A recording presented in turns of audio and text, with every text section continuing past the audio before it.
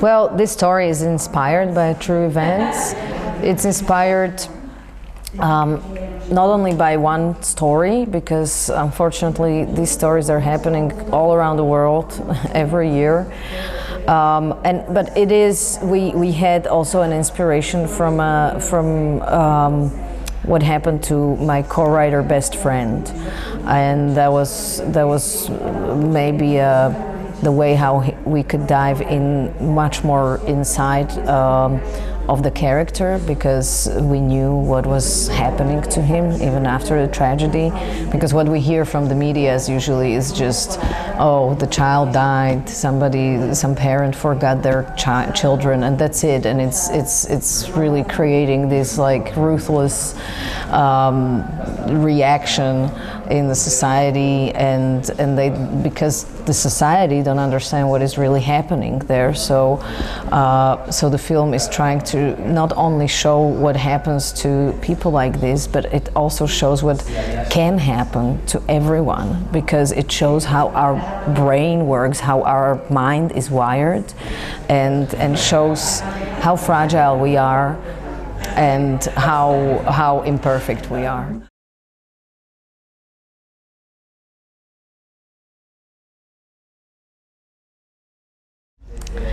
Well, I wanted to make a subjective movie. I didn't want to make one of those news articles. I was trying for actually the opposite.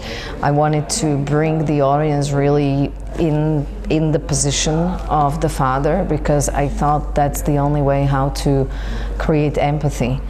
And these long takes kind of make us not being in the judgmental position, but lose control and really connect with the character without even knowing it. It's I think long takes, the time flies differently.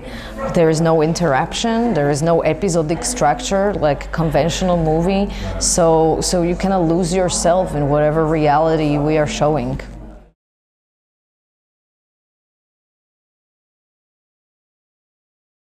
Much more a coach kind of director than a general who tells people what to do and how. So with the actors, I knew this is such a difficult and complex story to tell, and also the scenes that we wrote are going really to the core. So we first were meeting in this kind of safe circle of three of us, where we went through every little moment, and I wanted the actors to connect with it by themselves without me telling them how they're supposed to feel. And on the set, I'm mostly there to just help them tune into those emotional places, and help them, you know, having the eyes outside of themselves. So I'm more of a helper director than a director.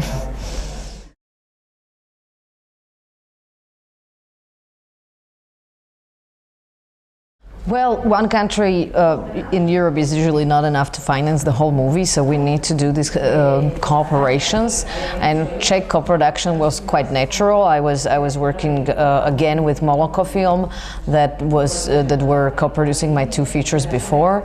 And the Poland, that came because I knew this feature needs very strong cinematography.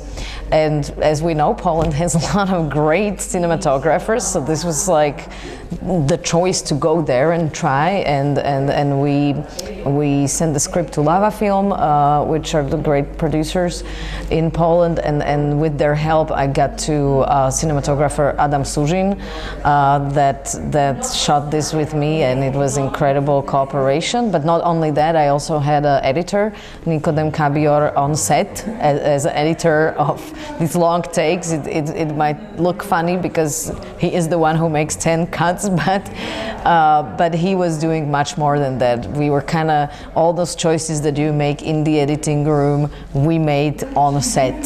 So it was very unusual cooperation, but very good. Oh, it was very emotional. I didn't expect I would feel this way, because, you know, before you watch this photos and the stories, and you think like, okay, there's some red carpet and a premiere. But really like being in that theater with 1,500 people standing and clapping and really seeing them being really touched by the film, it was incredible. And also Venice is special because it not only have the film industry people in the audience, but also normal Italians, locals. So it was really like I couldn't imagine better premiere than this was.